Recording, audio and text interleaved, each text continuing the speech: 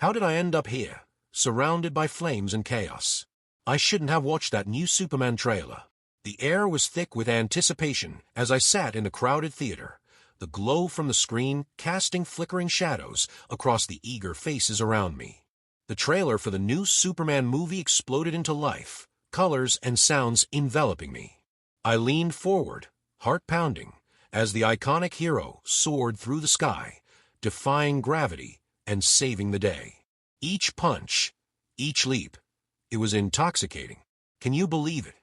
A voice next to me exclaimed, breaking through my reverie. It was Jake, a friend from work. He's back. I can't wait to see him take down Lex Luthor again. Yeah, it looks awesome, I managed to reply, though my mind was elsewhere. The way Superman effortlessly flew, the way he epitomized strength and courage, it made my chest ache. I wish I could be like him. Jake chuckled. You? Like Superman? You'd need to stop flinching at every little thing first. I shot him a glare, but deep down, I knew he was right. I had always been the scaredy cat of the group. Timid, honest, kind. These were my labels, but they didn't come with a cape. The trailer ended, but the feeling lingered, gnawing at my insides. As we stepped out into the bustling streets of New York, I couldn't shake the desire to be more than I was. The city pulsed with life, each person a potential story. If only I could find a way to break free from my fears. Days turned into weeks, and I found myself drawn to the news stories of heroes and villains. I started volunteering at a community center, hoping to make a difference. You're braver than you think, the director, Ms. Collins, told me one day as I helped organize an event. Every little bit counts. I just want to do something big, I confessed, the weight of my aspirations pressing down on me. But the weight of my fears clung to me like a second skin. Then, one evening, I heard screams echoing through the streets. My heart raced as I rushed toward the sound, adrenaline surging.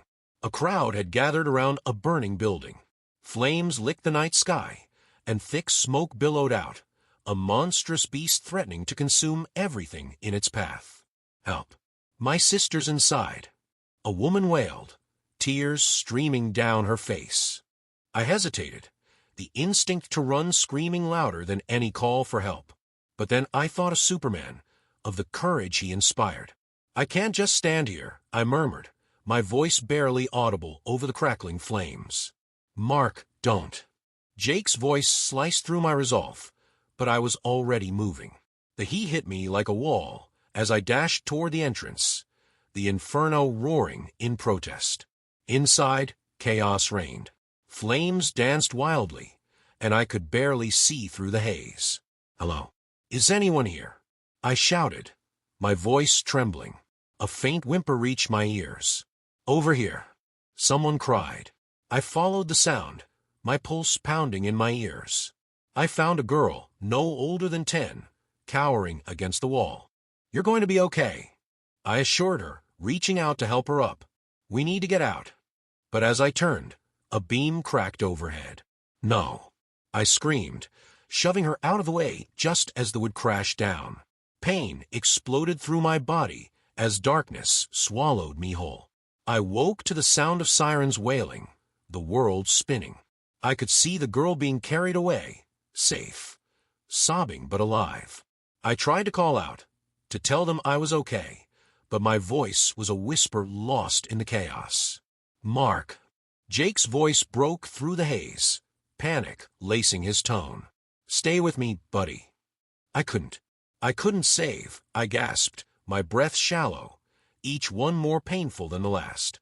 You did save her, he shouted, tears pooling in his eyes. You were brave. As the darkness crept in again, I realized I had finally become something more. A flicker of warmth ignited within me, even as the shadows closed in. I had been scared, but I had also been brave. It was a bittersweet victory, but I was finally someone worth remembering.